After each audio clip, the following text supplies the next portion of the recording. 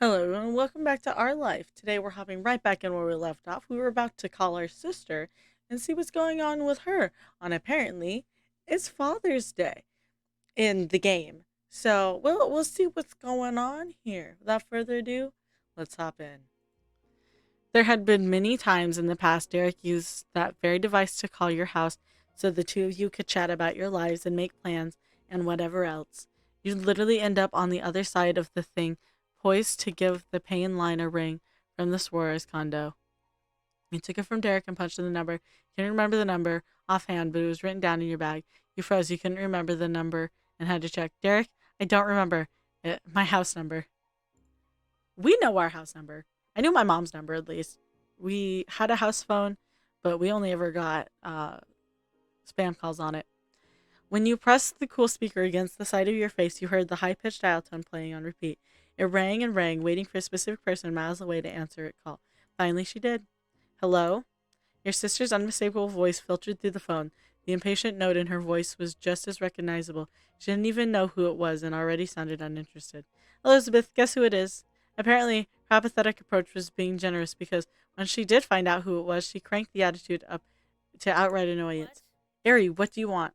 You were facing the wall, but in your peripheral view, you could make out Derek glancing with wide eyes. The conversation had actually started. That was all the insight he had on the situation. Anything? I was just calling to chat. Well, did you need anything? How are you today? You had no idea what to say. You panicked and hung up. Let's ask her how she's doing. I'm great. What do you think? What on earth is wrong with you? You're having a bad day, right? Excuse me? Listen, Ari, unless the police, firefighters, and ambulance or our moms are involved in whatever it is that you're doing, tell me when you get back. You sputtered to get out something, anything that might reach her, but it was in vain. The line clicked dead with a goodbye. You kept staring at the phone pointlessly. You couldn't move to look at Derek, but your hands holding the receiver lifelessly dropped to your side. Ari, what happened? She hung up. Despite the near single digit amount of seconds your conversation lasted, for Elizabeth, frustrated tone had come through loud and clear. A crease began to form on your forehead. Your sister wasn't happy, and you couldn't shake the horrible feeling that it wasn't just her usual bad attitude. The hall felt cramped, and you were suddenly uncomfortable being surrounded by these walls. Derek watched you helplessly, his fingers tense, clenching and splaying again. A moment passed, then he let out a heavy breath. He wasn't powerless Got a anymore. plan. I have a plan. You do? You raised your elbows, and the promise of possibility gave you enough to push and move your hand, well placed receiver back onto the base. Derek sprinted through the living room and ran into his bedroom. The clatter of doors opening and papers flying came through his open door. He slowly stepped to the edge of the hall and glimpsed what was happening on the other side of the condo. As soon as he came bounding out again, as clearly successful at something, Derek tossed a stack of colorful folded pamphlets across the surface of the coffee table. You jogged over to meet him there. You could tell what they were for from a distance. Let's bring the party to Elizabeth. These are bus schedules and stuff. I've only got to look at what times are and we can leave. How did you think of that so fast? That's amazing. Why do you have those? What? You're stunned in sight. That's amazing. Thanks. He chuckled mischievously. You know what I say. It's good to be prepared. And I did wonder about this kind of thing before. I can't drive, but what if there was an accident or some emergency or whatever? I needed to be someplace right away. I already knew a lot of public transportation stuff because of that. Derek began to shuffle the papers around and flashed a bright grin. Uh-huh. But I didn't think I'd be pulling this out so that I could go see Elizabeth of all people. Derek laughed lightheartedly over the joke. Words didn't feel very breezy to you. That was because it was honest. It wasn't about your sister. He spent time studying ways to get to Sunset Bird for his friends, for Cove, and for you. With you and him living away from each other and not going to the same school, sometimes it seemed like maybe you'd stop being a piece of his life once he left your town. Some this provided you proved you definitely didn't disappear for Derek. He cared about you even when you weren't there, and you could count on him even more than you had known. While you were stuck inside your own head, Derek had his tone in the brochure. He pressed his palm to the table furtively, scanning the timetables and rambling more about his scheme. Mm, There isn't a direct line to Sunset Bird. It's kind of a small place. We can take a bus to a real station and get on a smaller shuttle for tourists. Derek handed hands lifted from and then hit the smooth surface under him, making a solid smacking noise. He was done searching. His gaze flickered up to your face. Is that okay? Yeah, are we seriously going to do this? Thanks, Derek. That's good enough. Balled up your fists and nodded. You blinked in disbelief. That's good enough. All right. We can leave a note for Mom about what happened, or... Derek packed up hit the pamphlet, sticking them in the crook of his arm. He twisted his head behind him and whispering over to covertly his shoulder. If it makes you feel better, we might be able to get back before she even knows. Ah. I guess. Sure, but I'm the one who made this a problem. That's not the point. I want to know what you think. I tell them they won't get mad at us for sure. Okay, we'll leave a note. Thanks, Harry. One sec. Derek dashed to the back room with all the bus schedules in his arms. He shoved them into something and then ran out to rejoin at the front condo with the bag swung under his shoulder. Next, he went to the kitchen to grab a notepad and pen from the counter. He hopped up on his tiptoes, leaned over, and scribbled a few rows of explanation on the paper. He jabbed a button to retract the pen nib with his thumb and set it down alongside the note. Let's go. Let's do it. Right. You scooped up your own backpack and the two of you locked the empty apartment behind you. At a brisk pace, Derek led the way out of the condo complex down the city sidewalks. You had to weave through crowds of people making their own way across town. Most of them were much older and taller than you were. Between the massive strangers and the immense skyscrapers bearing down on you from all sides, you felt a very small part of a far bigger world. You took Derek's hand, you held Derek's arm. Derek offered his hand to you. We're going to hold on to him. I try and do it to my boyfriend too. I don't do well in crowds and will cling. He shifted the way it hung to make his elbow easier to hook around. That gave you a little reassurance you hoped it would. You were in this together. You pushed forward until you reached the nearest bus stop. A group had already gathered in the same spot for the same purpose. Derek didn't fight to reach the front of the pack. He just kept to the fringes. You waited for anywhere from 5 minutes to 50 minutes. It was pretty impossible to track time accurately when you felt every single sluggish second hit you like a brick. No matter how long it actually was, it was enough time to think. A part of you had felt though you couldn't possibly seriously get on a bus back to Sunset Bird without any of your parents. That just wouldn't happen. That was probably why you went along with Derek's impulse as quickly as the idea had struck him. But reality hit you like a bus. When an actual bus turned around the corner and came your way, you gave Derek's arm another squeeze. He responded, tugging you a little bit closer to him. This massive vehicle hit the brakes and slowed to a halt. The doors opened to let those who'd arrived at their destination and accept new riders. The crowd jostled together and filtered through and from the door. You and Derek went in the tail end of the group. You had enough change in your pocket to pay the fare. Derek flashed a bus pass for his entry. The city bus was as overflowing with people as the streets were. You had to shuffle while turned to your side to get through aisles without knocking into the arms or legs of other passengers. There was barely enough space to breathe. Humid summer days never had been more miserable. You couldn't even find seats that were side by side. Instead, you had to settle for two aisle seats that were across the way, one row diagonal from each other. That meant you had to let go of Derek, which was the worst of it all. The automatic doors creakily swung closed. You rocked as the big wheels began to turn. You relaxed as the best you could. You wanted to move faster. You began to feel nauseous from everything. What was going on? Excited to be here. Scared. I'm always scared of public transportation, no matter how much I take it.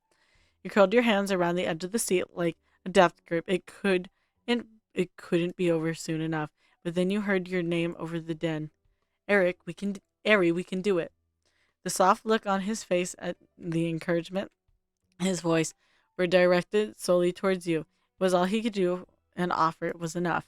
Thanks. Your lips perked up slightly at the edges of your mouth. Derek didn't attempt to carry on the conversation, not that he really could in the hectic space with the distance between you. He'd become completely focused on watching for your stop. He had a destination he needed to get to, and he was going to do it no matter what. More stops passed until eventually Derek leaned his chest over the open space, quickly send a quick message. His tone was breathy like a whisper, but too loud to really be a whisper. This is it. He shifted upright immediately, tugged the bell, marking this as a stop for the driver. Soon the bus came to a cautious halt along the edge of the curb. Once at a full stop, the door popped open and you repeated the awkward shimmy through the aisle so you could exit. When your feet landed on the cracked ground, you sighed in relief. It was over. You'd made it. This is really good. On Derek's first step into the station, he pulled one of the brochures out of his pocket and flipped it open. He must have kept that single pamphlet with the necessary details when packing the rest of the collection away. Derek was prepared as always. He held it up to his face, mapping out the station using the guide like a treasure hunter. He wandered around the wide open floor plan, searching up and down for his section shuttles would load passengers. You were the first to spot the one vehicle headed towards a tiny tourist town. It made you stop in place. Derek. Hmm? Yeah? At the sound of his name, he lifted his face up above the station map and saw what you saw. Oh, the shuttle was barely one-fourth the size of the bus. It was a glorified van. You only recognized it for what it was thanks to the unusual pale orange paint job and the words shuttle painted in blue across the door. He tucked the bus schedule pamphlet back in his pocket, gave you a thumbs up. Derek bought the tickets at a nearby customer service counter. There was no humoring the possibility of you buying your own ticket or paying for both. That wasn't a hill to die on today. Then you were ready for another ride. You poked your head inside the cabin. Only a handful of other travelers were nestled between four rows of seats. From the seat cushions to the smell of the shuttle was immensely more agreeable than the bus. You were even able to get a spot side by side this time. Derek, though, wasn't any more of a mood to talk. The physical atmosphere might improve, but the discomfort he felt on the inside was still eating at him. He would only sit in silence. For all the gnawing tension, you'd make it. The shuttle inevitably came to a stop in Sunset Bird parking lot. The car was switched off, and the driver gave permission for guests to leave. While the other riders leisurely shuffled around bags set by their feet and readjusted their hats, you and Derek hopped right off into freedom. Derek took a couple stumbling steps after his leap from the car, and then he stood in place watching you for the next move, counting on your guidance to finish his journey. It was time to switch roles. Sunset Bird was your turf, not his. You spun in a single circle, scanning the area for clues to switch the multiple big flat, mostly empty parking lot as you landed in. When you swung back around, you got a glimpse behind the shuttle and spotted a corner of the grocery store. You couldn't have been closer to home. We're almost there, this way. You waved your hand over your shoulder and towards the main street to rally your single troop for a charge. Awesome. Nice work, Ari. He made a break for it and launched across the blacktop. You ran with him. There was no time to lose. Derek was so fixated he might accidentally leave you in the dust if you didn't push yourself. You flew out of the parking lot and dashed down the sidewalk you'd seen a million times before. From there it was a turn into the residential area. Before you knew it, you had arrived at the top of the hill on your street. You were so close. Climbing the road propelled your steps even faster. Derek almost crashed into you when you both dove towards the entryway of your house. You caught yourself by bracing your hand against the front door. It took a second for you to separate your stinging palms from the wood so you could get your key out, but you got it in the lock and turned the key and pulled. Finally, huffing and puffing, you stumbled inside your own welcome. After everything, you'd almost didn't know what to expect. You laid your eyes on the scene, but it was your living room exactly as it was every day of your life. Not a thing was out of place. The hum of the fridge was the only sound. Elizabeth clearly hadn't torn the house apart in an emotional rampage, although you didn't know what her own room looked like. Ari? You snapped your head to the sound. There she was standing at the first step of the stairs. Elizabeth. Her mouth remained open despite not saying anything else. An eyebrow was arched high on her forehead. Hi. Hi. Wait, is that why you were calling to tell me you were coming back way early? No. You explained everything directly. You joked the whole debacle. You actually admitted what was going on. Casually broke down the situation. Direct. There was no point in beating around the bush, not sure how much you went through to do what you did. Me and Derek wanted to see if you were okay because you were all alone here on Father's Day. She let out a single derisive bark of laughter, and more was threatening to spell it. It wasn't the worst reaction you could have gotten, all things considered. How did you even come up? The tip of Derek's foot scuffed the wooden floor. Ma kept sparkling clean. Nicolai confessed his part in the debacle. Well, I wanted Ari to spend the night at my place so I could make sure they were sad or something. That's why I was hoping for anyway, but it wasn't a great plan. He couldn't help sneaking a shy glance at you. The mocking humor that colored her face was wiped away in an absolute deadpan way. She said two words. Oh, That's adorable. That was enough to end the conversation. Derek had no comeback, and your sister simply stared blankly. Was this a mistake? Should we not have come? Does that mean you're okay? A seriously uncomfortable three-way staring contest commenced. You kept focused locked on your sister. She did the same to you. Derek flip-flopped between Elizabeth and you. Then Elizabeth caved. She pinched the bridge of her nose and groaned dramatically. uh, Fine, you win, kids. Today was annoying. Not because I cared that I only get to have two moms and I can't celebrate Daddy Day. It's because every year everybody else is busy and I'm stuck doing nothing. And so, no, I wasn't in sunshine rainbows kind of mood. It didn't help that you ended up getting off that boat either. And then you called me. She whips an accusing finger right at your chest. rude. You got off to a party with your friend out of nowhere and decided while doing that to give me a ring. I was stuck in the house like a loser. Rude. That's why I hung up. Her smirk returned much more earnest than before. I didn't think you were going to race across the city to come keep me company. That kind of affection teasing from your only older sister warmed your heart. It was special, and all the discomfort was worth it. You could already tell today would be something to laugh at about for years to come. Derek remained serious. He blinked in rapid succession and mustered up the will to continue with his regretful appeal. Elizabeth, I'm really sorry for not thinking about this more. Elizabeth cut that right off. She swished her hand in front of her face, trying to physically bat away Derek's sentiment. Well, Don't be. Please, save your energy. She settled the tip of her finger against the center of her forehead, her other hand resting on her hip as she jutted out to the side. It's not your job to babysit me. You're not my big brother, and I'm not the one you like. Elizabeth was as sassy as ever, and Derek's overly self reflective maturity seemed childish when cast in that light. A dark red blush grew across Derek's cheeks, but he smiled. It was a good reminder that he demanded a lot more from himself than others did. As if for the first time, your sister appraised you and Derek huddled together, sweaty and frumpy from the journey.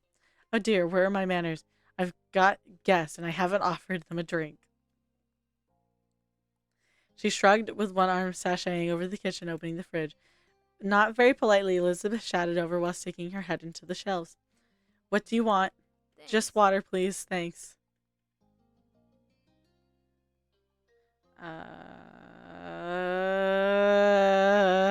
I'll just water. Jesus! Uh-huh. 2 waters. She set 2 bottles of water on the counter. When her hands were free, she reached back to the fridge to snag the carton of tropical juice as well as a glass for herself. Elizabeth poured a glass of juice for herself. One more time, Elizabeth, the demeanor host she was, shouted at you from the kitchen. Come get it. She punctuated the statement by bumping the fridge shut with her hip. Then she walked back to the living room, taking a sip of her juice. Derek took it upon himself to pick up both your drinks. He went straight to the kitchen to grab the drinks and then returned to offer you yours and accept it from him. Thanks. It made your sister snicker over the rim of her glass. Her eyes stayed on you while she lowered herself slowly and down to sit on the floor. You shared a quick look with Derek, but ultimately joined your sister on the ground. The three of you arranged yourselves in a small circle shape, each with your little drink in hand. I almost felt like being in kindergarten again. Elizabeth lifted her cup over the center of the group. Come on. To this auspicious occasion, cheers to us. Sarcastic as her tone was, the fun she was having was genuine. Cheers to us. Happy Father's Day. Bad Father's Day, you tease. Happy other Mother's Day. Cheers. He thrusted down his own drink in celebration before bringing it back towards his chest. He twisted off the cap of the water bottle and gulped down about half of it in one go. Derek idly wiped his mouth when Elizabeth asked a flat question. How did you actually get here? Is Miss Suarez idling in her minivan out there? Derek replied was perfectly cheery after the long way there. His spark was finally coming back. No, we took a bus. A bus? And a shuttle. None of the buses go right into Sunset Bird. We made it well, obviously. You can see that. Okay. Okay, another question. Are you going to be completely grounded for this? We left a note from my mom. She'll understand. This was an emergency. Or it could have been one. Huh. You're welcome. We were on a mission. You felt incredibly bashful. Is it worth It's worth it no matter what happens. You simply shrugged. We were on a mission. Elizabeth rested her eyes shut and took another long sip of juice. I won't tell our moms. Thanks. We're all partners in crime. We should go now. Would you want to hang out for a little while? Let's make Father's Day cards. How? We can't go anywhere. Derek jumped right on board with that idea. He had an answer for almost any problem. We'll play a board game. It'll be fun. We've got a little time. I'll do it. Me too. Okay. All right. The three of you agreed on a classic game and did one round. Soon, stacks of fake money, tiny figures, and tokens were scattered around the living room while each of you fought for financial supremacy. Elizabeth shifted to lay on her stomach. Derek sat up, vigilant for anyone who tried to cheat the system. You really felt like a kid again. And then at the end of the line, Elizabeth was victorious. She was gracious of a winner as always, meaning not at all. She took her sweet time gloating about it. It was a nice time. When it was really over, Elizabeth spoke up. All right, you've got to go. She stretched her legs and arms spreading out wide. Being bored all day is going to be the least of our worries if Mom comes in and you've magically appeared in the living room. Right, instead we've got to magically vanish into thin air. Her eyes narrowed, looking between you and Derek. Enjoy what's left of your little sleepover. Derek's mouth dropped open fruitlessly, then he closed it again. He didn't know what to say to that. Finally, he waved and chirped out a generic farewell. Bye, Elizabeth. Ugh. The smirk. The smirk. Bye, Elizabeth. Bye. See you around. Hugs. Elizabeth rolled her eyes in staged annoyance. She couldn't take the smile off her face as she ultimately returned the gesture, wrapping her arms around your neck. Okay. Goodbye. Bye. Oh, that water was good. With your mission accomplished, the two of you returned to the wide open world. Returning to the parking lot was far more leisurely trip than your arrival had been. There was time before it'd take off again. You drifted like the lazy white clouds above you. The fluffiness of them made you think of marshmallows. The pale orange 12-seater came into sight, parked at the far edge of the lot, and you and Derek got your tickets to ride and hopped on. A few scattered tourists in their sun hats and floral patterned shorts were seated throughout the cabin. A small number of people in the space still felt cramped because of limited room in the car. You could smell the sunscreen in the air. It was slowly curving motion as the shuttle pulled out. Derek sat rigidly silent, tapping his pointed finger against the top of his knees the entire trip. No words were exchanged by anyone except for a few rules and updates mumbled out by the driver. People were tired from their own long adventures out in the world. You could only imagine what the strangers sharing the shuttle had been through while barely audible acoustic guitar tracks played on the radio. Eventually the shuttle arrived. Each person went their separate ways except for you and Derek, who stayed one another's side as a pair. Navigating the station map he had kept in his backpack tucked to the guide, and finally sat down on the deep blue, well-worn fabric of the city bus seat for the last ride. When the bus pulled out this time, Derek wiped his brow with the wristband. You'd made it back to Derek City. No mortifying calls would have to be made for an overpriced bus stop payphone to beg one of your parents to come get you. Derek slipped lower in his seat and stretched his legs out in the aisle. The bus wasn't even half full, so making a little extra room for himself wasn't getting in anyone's way this time. On the outside, the sun was still dipping under the horizon, giving the air of relief from its sweltering heat. It all came together to make the metal tube of public transportation less suffocating, totally incomparable to the experience you had the height of the afternoon. Now it was safe to relax. Phew. Good job, us. He chirped with a mixture of relief, fulfillment, like you'd just had an 8-hour shift at a serious adult company. We were victorious people. Thanks for helping me, Derek. I really appreciate all this, It means a lot to me that you were here. I think this was the best Father's Day I've ever had. Means a lot to me. Derek made a big show of swatting his hand nonchalantly, which pretty much completely precluded it in being a casual gesture. The grin on his face couldn't even pretend to be unaffected. Well, he was I thrilled. try. No worries, Aries. Siblings look out for siblings. He looked directly at you. Friends look out for friends. I know that I can count on you to help me out with the bros when I need it. We're a good team. Right, I'm here for you. You can always rely on me. Thanks for letting me hold your arm before. You're welcome. You're welcome. Anytime. You rested your head against Derek. Put your arm around Derek's shoulder. You leaned against Derek leaned against your shoulder. You relaxed to the back seat, looked to the window. Head on, Derek! Gently, you shifted over to the left side, face nestled against your seated neighbor. Derek's eyes flooded closed with a sweet sigh. You were snug in for a final leg of the journey. All you had to do was wait. There was a soft vibration in the back of the bus. It was slow, went up to your spine and all the way down to tips of your toes. During the ride, before the sensation had frayed your nerves, now it was soothing. With every stop that passed, your eyelids grew heavier. Yours wasn't just the fourth one down the line. You might have fallen asleep. You and Derek were the only ones who got off at that point.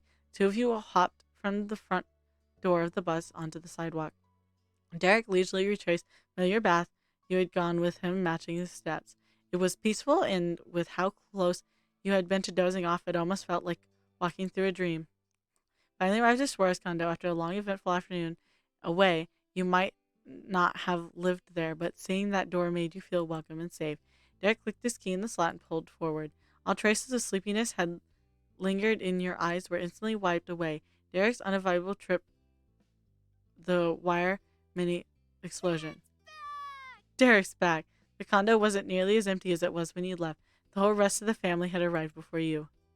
They were gathered together on the couch and bar stools except for Nicholas, who jumped on his feet and launched himself at his brother. His short arms circled around Derek's leg.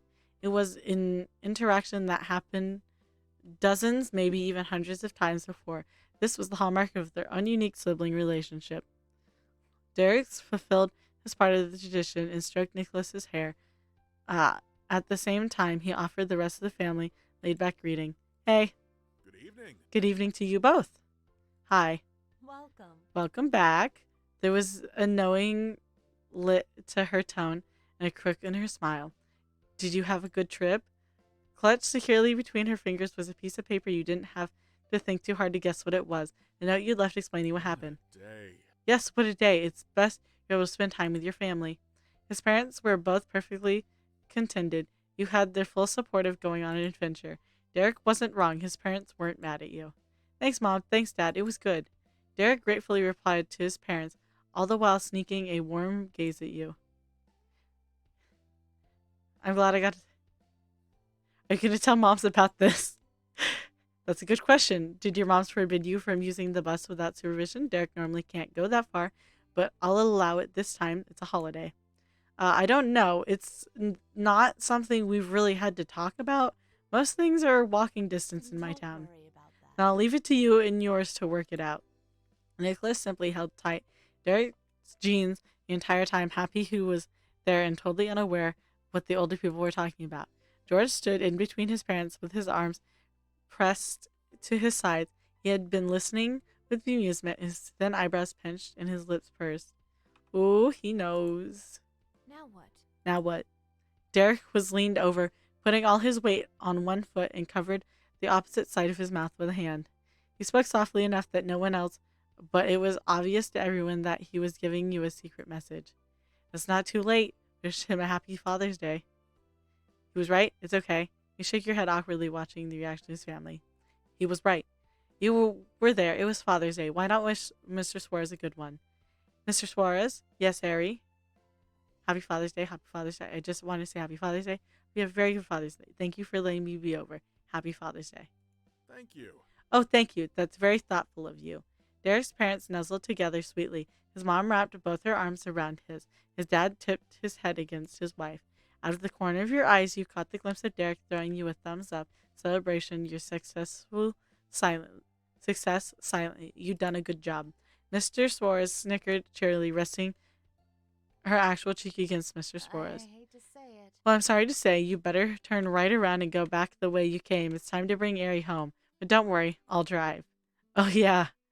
With a wink and a grin, Derek scratched the back of his head. He chuckled right along with his mom. You had a great time staying with the Soros family, but we're very much looking forward to seeing your moms being reunited with your own sibling after a humorously short time apart. There would be plenty more moments of fun laughter to come when you were. Thanks to Derek, it was truly an occasion worth commemorating. Oh, that was sweet.